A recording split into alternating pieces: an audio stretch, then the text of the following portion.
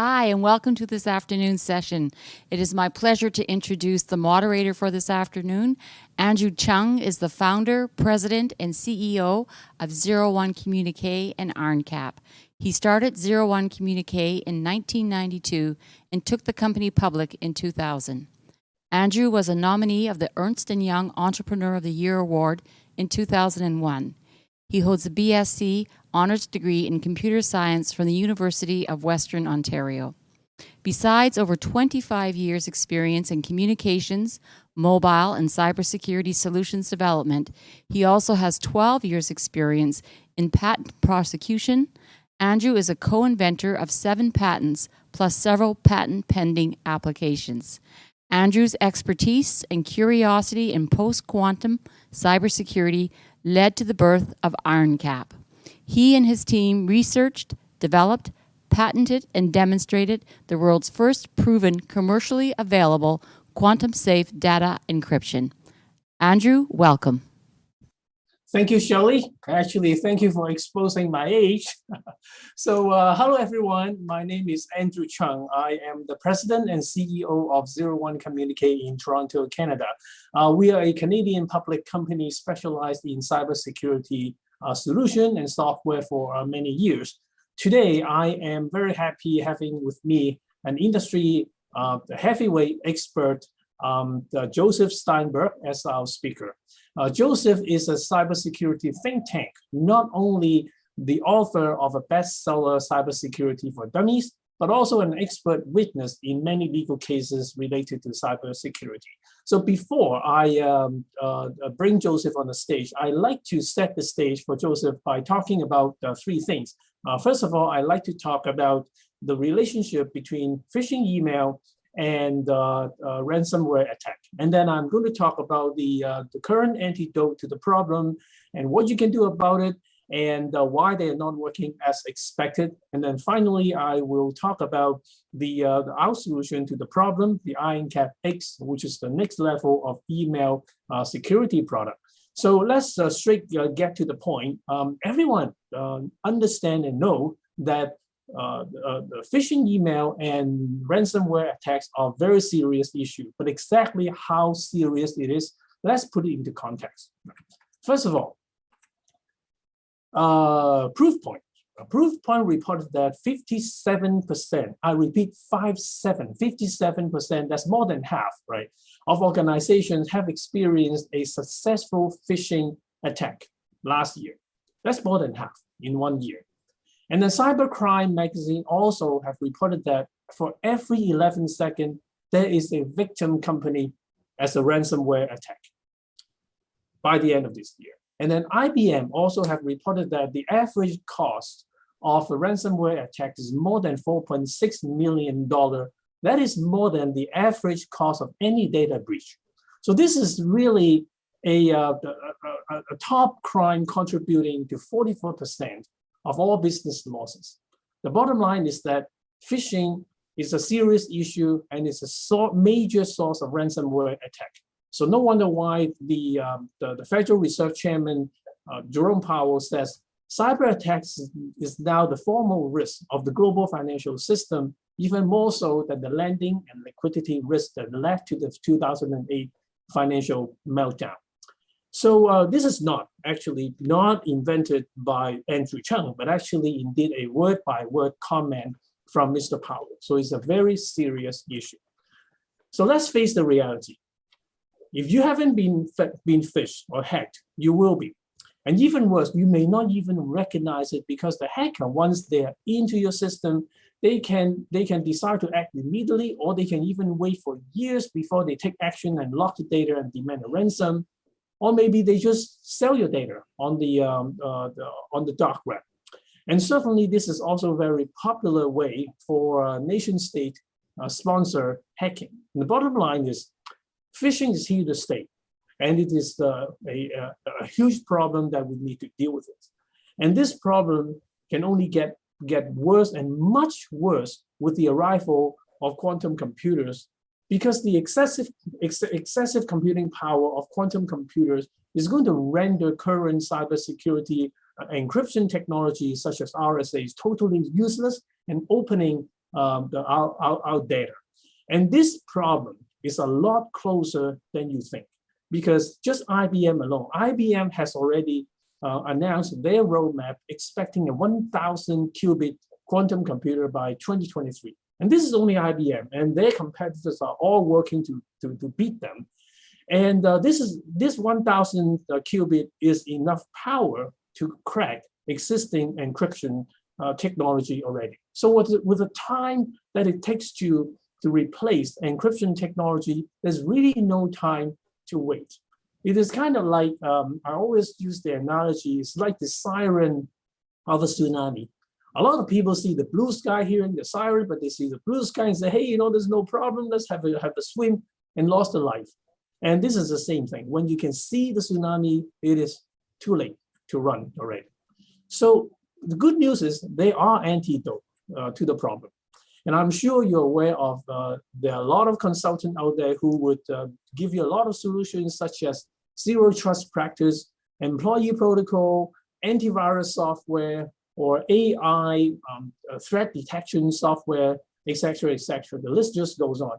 And but based on the statistic of ransomware, I think it is either they're not being implemented properly, or it's not working, or maybe both. Now, don't get me wrong. I see a lot of value in this kind of solution, but only that they are not the perfect the antidote to the problem of phishing. In my opinion, the best antidote to the problem of phishing, it should be a preventive measure rather than a aftermath medicine, because phishing is actually an email problem. So the preventive measure should be an email security product. And there are a lot of email security product in the market, or digital signature product in the market. However, they are either not being end-to-end secure, or they are being wrongly advertised as being end-to-end. In other words, either your encrypted message or the decryption key are being stored in a third-party server. Now, we call this a man-in-the-middle solution. And this is obviously not secure because there's a third-party server who has the full ability to decrypt your sensitive data. And this actually breaks the rule of zero trust right at the gate. And even worse, the server is now becoming a juicy target for the bad actors. Now, on the flip side, our IronCAP solution, right, is a true end-to-end the product, so that your email is actually encrypted at your computer and then stay encrypted all the way until it reaches your recipient, without being existed in any way, shape, or form of decrypted form along the way. So in other words, only your recipient can decrypt your email. I keep jokingly saying that if this was available in 2016, maybe Clinton will be the president, because the FBI or the CIA will have no chance of reading her email. And so this is end-to-end email encryption. And then on the digital signature side, it works more or less the same way, that your email is actually digitally signed at your computer, and then it will stay signed all the way until it reaches your recipient. So in other words, when your recipient sees an email with your digital signature, your recipient will know that this is an authentic email from you, right? Not from any kind of phishing email.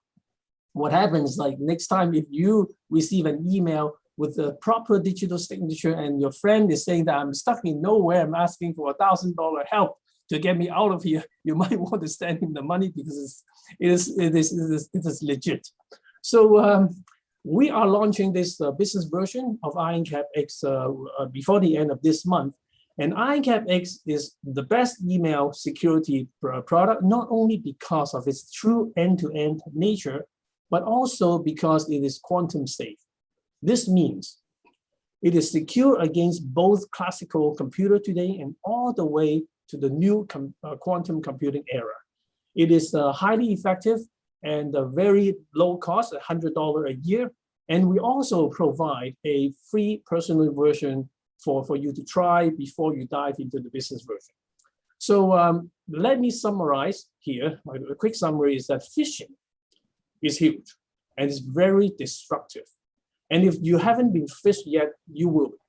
And current cybersecurity products are not the true antidote to this kind of a problem.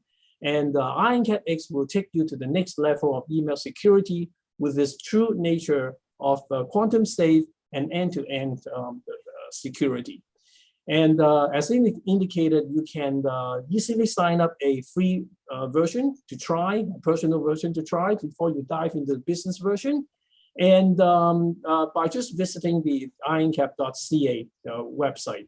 And the IronCAP X is practically the world's first quantum safe enterprise product that the general public can touch and feel. And it is also acting as a showcase for our quantum safe IronCAP engine, because the encryption engine is basically applicable to many the vertical solutions, and email is just one of the very many, and there are other verticals that can be used to upgrade the product to become quantum safe, such as remote access solutions, the credit card securities, financial transaction security, cryptocurrency security, IoT devices security, website security. This just goes on and on. So I think it's enough for me to set the stage. As I mentioned earlier, I am very happy today. With me, we have a heavyweight industry expert, Joseph Steinberg, as our speaker. Again, Joseph is an industry expert, think tank, not only the author of a bestseller, Cybersecurity for Dummies, but also an expert witness for many legal cases related to cybersecurity. The good news is, to maintain his professional standard, Joseph is going to present as product neutral and focusing the discussion as informational exchange and educational. So in other words, while he is definitely a fan of our IronCAP technology, he will not ask you to buy IronCAP the same way I do. So I would like Joseph to introduce himself. So ladies and gentlemen, please welcome Joseph Steinberg. Thank you, Andrew. It's great to be here this evening. I'm coming to you from New York. As Andrew said, I'm in the cybersecurity space for a few years. I think also date myself, although my lack of hair probably indicates that I've been around the corner. I'm in the field since the early 1990s, which was a time where many major corporations had 0 or 1 internet security people. The world has changed a little bit since then, obviously. And cybersecurity has become much more essential, not just to businesses, but to every person in the Western world. In the early 1990s, this wasn't a topic that most people would be interested in. And now it's a topic that, unfortunately, everybody needs to be interested in. And the topics that Andrew had mentioned, phishing, the era of quantum arriving, these are all great topics to talk about because they are real issues that people are starting to be aware of. And as Andrew alluded to, they're kind of like a tsunami that's on its way in. And once it gets to the point where you actually see the tsunami, we're in trouble. So I'm happy to be here. Very good, very good. So I think, Joseph, thank you for your great introduction. I have a few questions trying to pick your brain. First of all, as we all know, phishing, I mentioned a little bit earlier, phishing is the main source of ransomware attack. And ransomware is the epidemic. So does email really need an overhaul? And can we incorporate quantum safety into email solution, actually? That's a great question. We probably could talk about it all day, so I'll try to keep it a little short. As you can tell, I'm excited about this topic. So first of all, phishing. This isn't a new problem, right? I mean, there's been phishing emails for 20 years. The problem hasn't gone away, right? It's just that the stakes have gotten worse. At the beginning, they were trying to get, your login and password to a checking account. Maybe they got in, maybe the anti-fraud systems got there. Now you got ransomware coming in, which has got a lot more, potential damage to a business and much more costly. I think you mentioned that the average case now is multi-million in terms of damage. So, this is serious stuff. So the stakes are going up, not down. when it comes to phishing. But phishing is actually a problem that's been around as long as there are people. 1,000 years ago, if a knight from the Red Empire killed a knight from the Blue Empire and took the Blue Knight's, armor and then showed up at a Blue Knight castle and said, I'm the Blue Knight because I'm in the Blue Knight's armor, they might let him in. Impersonation is not a new thing. Phishing is just impersonation in a technology venue. And the same way that human stupidity cannot be cured, right? Human error cannot be cured. The same way people made mistakes 1,000 years ago, 2,000 years ago, 5,000 years ago, they're going to make mistakes today. So no matter what we do to train, we have to understand that some attacks, phishing attacks, are going to get through. So we really need a mechanism to prevent the opportunities of somebody seeing a phishing email and saying, oh, this looks legit. And you had alluded to, for example, end-to-end encryption and digital signatures. These are technologies that take the decision away from the human as to, hey, does this email sound right, into something that, technologically is obvious. This is real. It's got the digital signature, from my boss saying pay the bill. And this one is obviously not from my boss because it's lacking the digital signature and says send money to somebody I never heard of, right? So there are technologies that can help in this regard. You had mentioned quantum. So that's the tsunami that's coming because all of our digital signatures and all of our encryption is using, not all, but essentially all, it today is using technology that's going to be crackable once the quantum era really comes. And I think it's coming a lot faster than people think. Well, thank you, Joseph. You have said it all. Yeah, basically, the two things are in common. Like first of all, you needed to be authenticated. Knowing that it is the Blue Knight. Is the Blue Knight, not the other side. And that kind of a digital signature can be the proof, but then it only works today if your digital signature technology is not quantum safe, and then quantum computer can come in and then breaking that trust. And so only when it is quantum safe that it can go through that glass ceiling and survive through the tsunami. Yeah, I like your analogy. That's very good. So talking about quantum the computer, so you have alluded that like quantum computing also is much closer than many people wants to believe. And IBM is expecting a 1,000 qubit openly. They stated that by 2023. With enough power to render current encryption systems such as RSA useless. And the biggest problem is these are just the known fact, and they are still some kind of like national level. You don't know what kind of computer they have, what kind of quantum computer they have. And then IBM's competitors would also, everyone working, trying to beat each other. So do you think organizations are really ready for that? No, it's a one-word answer. They're not. And this is actually a very big problem. And I think we're actually understating it. The problem isn't that 2 years from now, things will become vulnerable going forward. If you have digital signatures on documents today, and 2 years from now, the mechanism used for signing them is no longer considered secure, but that's how you've stored them. Your existing documents could be challenged as being, illegitimate or fraudulent, and you will have no way necessarily to prove that they're not. And again, I'm not going into every possible permutation, but the point is, these are kinds of problems that can't be resolved after the technology is available, because it undermines the trust of things that are already out there that you need to be trusted, whether it's digital signatures or data, right? If you've stored healthcare data encrypted in backups on some shelf somewhere, and that encryption algorithm is no longer considered secure in 2 years, did you properly protect that data? It's still sitting encrypted in a then insecure fashion, right? So this isn't about the fact that this is going to undo encryption for the future. It's all the existing data that's sensitive and all the data that's signed is at risk once this day comes. And it's not one day, it's a process.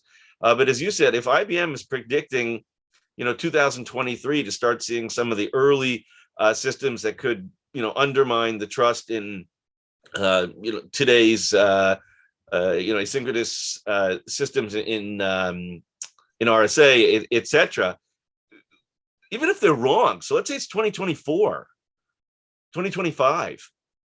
So what? You're saying, okay, I have time because 3 years from now, all my data will no longer be trustworthy. I mean, when are you planning to start thinking about that? The day before? And again, IBM is not the only player. I would be amazed if the CIA or the NSA are not experimenting with things and maybe well ahead of this. We don't know, right? Or the Chinese government or the Russian government, or who knows, right? The point is, this isn't science fiction. We're going to have a day in the not so distant future where our existing encryption will be basically not trustworthy anymore. And anything stored with this kind of encryption won't be trusted. And it's not far away. So, when are you planning to think about it? The time to think about it is now. Yeah, I couldn't agree more. Actually, I can share with you that when we were outside, talking to potential partners, like we have today CGI as a partner, Hitachi in Japan as a partner, and PricewaterhouseCoopers as a partner. But when they were talking to their customers, pitching about this tsunami, quote quote tsunami. And yes, there are some forward-looking companies who really can see what you just talked about in the last 5 minutes. But there are also lots of companies who are really taking the stance of, there seems to be a blue sky out there. Let's see what other people are doing before I jump in. We see a lot of those attitudes, and it seems to be very dangerous. So what do you think about other sectors such as cryptocurrency? Would this be obviously when Bitcoin is hitting $65,000 level, people are more worried about that than ever. I have heard a lot of people asking about is cryptocurrency in danger too? With this kind of digital signature problem. There's a lot of unknowns. Sometimes when it comes to crypto, they can make adjustments because the majority of the networks, let's call it, agree on something, and you can fork, changes or make changes. It's not like having to go through a formal, let's say, government assessment that can take years to come up and accept a decision on how to change things. So there are mechanisms, to put in better encryption and signatures down the line if need be, if they get there. But I think, the bigger picture problem is people, as you said, people aren't thinking about it. Just think about COVID, right? 5 years ago, if someone had said, 2020, 2021, the whole world is going to shut down, okay, we would have thought that crazy, but it happened, right? And that's something that in 2016 or 2015 didn't have to happen, right? It's something that maybe would happen, maybe wouldn't happen. The quantum thing is going to happen. This is a certainty, right? Unless the world somehow got destroyed, we are going to have quantum computers, and they are going to make our current encryption essentially useless and worthless. The only question is how much time. So if you know it's going to happen, you might as well start thinking about it when companies like IBM are saying it's pretty close. In a worst case scenario, you got protected a little early. In a bad case scenario, you're standing on the beach when the tsunami hits and you don't even know what hit you. But this is not like COVID, where there was no way to expect it to happen. We know this is going to happen. There's 100% certainty we are going to have computers that are going to undermine encryption that exists today. Yeah, thanks, Joseph. I think we have talked about a lot about the problem. So let's switch gear a little bit to the solution. We constantly hearing a lot of pitch about zero trust practice, employee protocol, AI threat detection, antivirus software, etc., etc. So, but based on current data breach or a ransomware attack statistics, right? These solutions are obviously either not being implemented properly, or to some extent not working, or maybe both. So in your expert opinion, what do you think is missing, here? Well, I think security is a layered approach, right? Training employees not to do stupid things is important. But if you think that training employees is going to be 100% effective, I mean, come on, you can't cure human error or human stupidity, right? And there's always going to be new kinds of attacks and new kinds of tricks. So, training is essential. And, zero trust is a great concept, but you never really can get to the point of a pure zero trust system. It's a path towards that, right? And even the way you're implementing the zero trust system is going to be using typically all sorts of encryption algorithms underneath, whether it's in the authentication process, etc. So, there is no magic formula that's going to fix, with zero trust and say, okay, we have a perfect zero trust system, so nothing can go wrong. And, some of the other approaches also, they add value, but they're not really things that can solve the problem. And I think it's time we're honest with ourselves, right? Security is a layering approach, and no one approach is going to solve everything. When it comes to phishing, right? So phishing email specifically, the biggest problem is that email is not a secure protocol. I mean, SFTP, POP, whatever you're using to read it, email inherently is not secure. You have to layer something on top of it to make it secure. Email, the generic, email concept has no proof of who sends something and has no encryption. When you read an email on your computer, let's say, I send you an email and you're reading it, you're actually not reading an email from me. You're reading that the computer is saying that I said this, but I'm not there telling you that. It's really not much different than running into someone in the street and they say, Joe said this. Right? The only way I actually sent it is if you have a digital signature and encrypted, obviously, so that no one could, it could modify it. The encryption is make sure no one else can read it. So if you're not layering on things like digital signatures and encryption, email is basically your computer. The computer is essentially serving like someone on the street saying, Joe said this, Bob said this, Chase Bank said this, TD Bank said this. That's not a secure communication mechanism. And that's why phishing and things like that work, because people look at the computer, they see the message and it says sent by, bank, TD Bank, and they say, okay, TD Bank sent the message. But the reality is it's not. It's just the computer saying that, unless you have digital signatures. So I think digital signatures play a very big piece in preventing, it's not preventing human error, it's preventing the opportunity for human error. If the message comes in and it says, this message came from your boss, signed saying pay this bill, that's very different than if you get a message that says, hey, this is your boss, I'm about to get on a plane and I can't call you, so please just pay this new party you never heard of before. And there's no signature, and you're expecting a digital signature. That raises red flags, right? So instead of relying on the human to try to figure everything out, the technology can tell the person, hey, this was signed by your boss, this one wasn't. And that really is a big help. Yeah, and that also dovetail back, to the earlier question about cryptocurrency, because the cryptocurrency is basically all secured by digital signature. The blockchain itself is safe. It is still safe in the quantum computing era. But then the digital signature is vulnerable. If the wallet or the miner, can be forged and then created a transaction that is not correct, the whole trust system basically just disintegrated. And it's a huge problem, out there. So yeah, the hope is that the people who've invested and own these things understand the problem and will agree, 50.001% will agree to replace some of these mechanisms with things that can stand, continue to stand in a quantum era. They have the capability to do that, but they have to do it, and they can't do it when it's too late. Yeah, absolutely. Yeah, I couldn't agree more. So, well, thank you, Joseph, for your really insightful comments. I think we have a few minutes. I'd like to reserve a few minutes for questions from the audience. So, I think Shirley can direct any question to you or to me or whoever.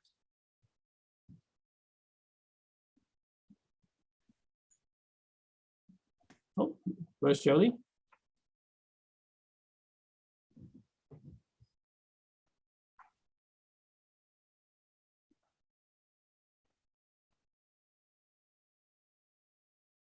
Yeah, right. Yeah, so think she went out.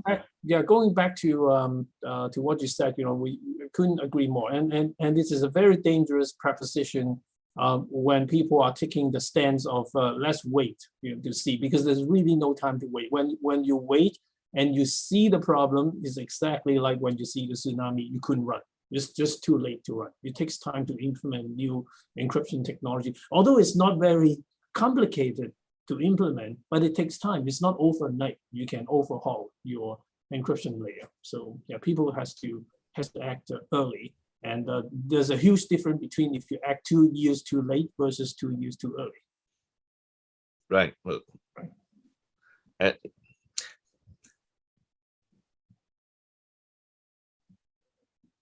think we have some questions coming in. Let's see.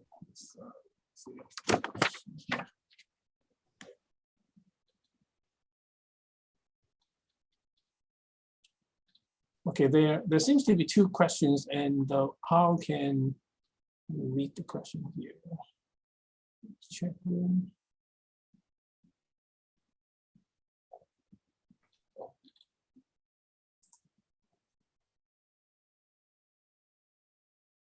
Yeah, but it doesn't, I don't see the questions here. I just see that, hey, there are 2 questions. Okay, yeah, it comes here. What encryption? Here's one question. Adia was asking, what encryption framework do you recommend that are future-proof? So there are multiple